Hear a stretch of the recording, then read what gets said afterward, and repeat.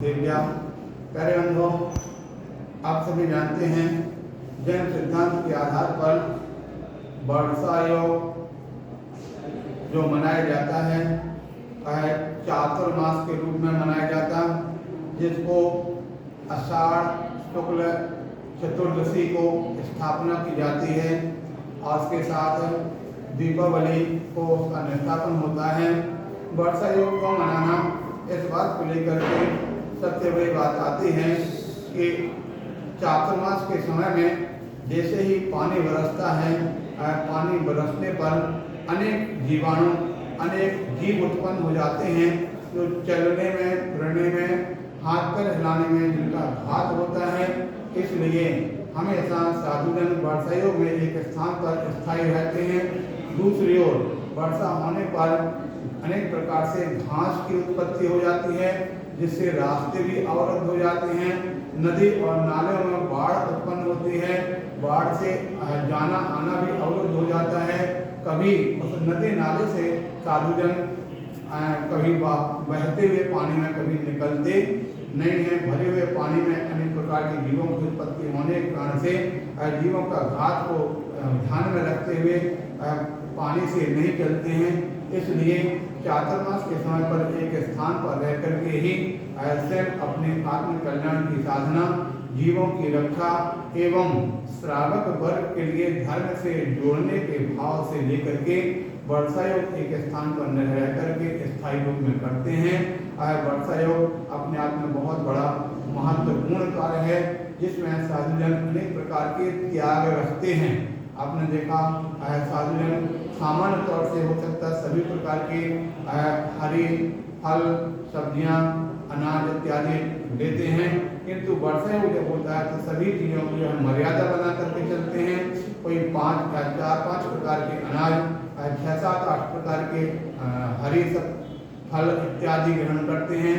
Dry fruit वगैरह अथवा 2 फल वाले अनाज इत्यादि जिसमें जीवों के अंदर होने की संभावना होती है, ऐसे उन फलों का या ऐसे दलहन वाले पदार्थों का भी त्याग करके और समय समय पर उपवास इत्यादि करते रहते हैं, नीरस इत्यादि करते हैं, जिससे उनके अपने इंद्रियों पर विजय प्राप्त करना होता है, मन को विजय प्राप्त करना होता है। इस प्रकार से इंद्रिय मन के विजय की भावना से चातुर्मास में स्थायी रह करके और अधिक से अधिक स्वाध्याय करते हैं, क्योंकि साधु का लक्षण भी यही बताया है। साधु किसे कहते हैं? रत्नानंद श्रावकाचार्य में इस प्रकार से कहा गया, वो कहते हैं ज्ञान ध्यान तपोरक्ता। ठीक है, ज्ञान ध्यान तप में लीन रहते हैं और विषयाशा वसाती तो निरारंभ परिग्रह, जो विषय आशाओं को त्याग करके आरंभ परिग्रह को छोड़ते हैं और ज्ञान ध्यान तप में लीन रहने का काम करते हैं। ऐसे साधुजन प्रशस्त कहे गए हैं। ऐसे साधु ही मोक्ष मार्ग की ओर बढ़ने वाले होते हैं। तो साधु के लिए वर्तमान के जो भी साधु इस प्रकार से प्रशस्तता को धारण करने वाले, उनको भगवान की संज्ञा दी गई।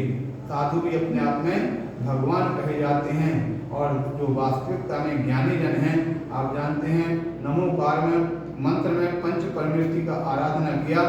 सभी लोग जब जयकारा लगाते तो पंच परमेष्टि भगवान की जय करके बोलते हैं। अनंत सिद्ध तो भगवान है ही। आचार्य उपाध्याय साधु भी उस मार्ग के अनुगामी होने से वो भी भगवान की संज्ञा को प्राप्त हैं। ऐसे आचार्य साधु वर्ग के लिए हम सभी ये भावना पाते हैं कि ये मोक्ष मार्ग पर बढ़े, साथ ही हम भव्य जीवों का भी कल्याण हो। इस प्रकार की भावना से वर्षा योग करते हैं। हमारा सभी के लिए आशीर्वाद है।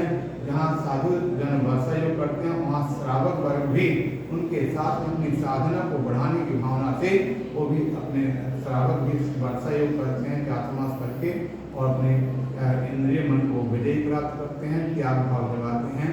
हमारा सभी के लिए आशीर्वाद। सभी इस वर्षा योग में अपने जीवन को मंगलमय बनाए, कल्याण करें। बोले 1008 महावीर भगवान की।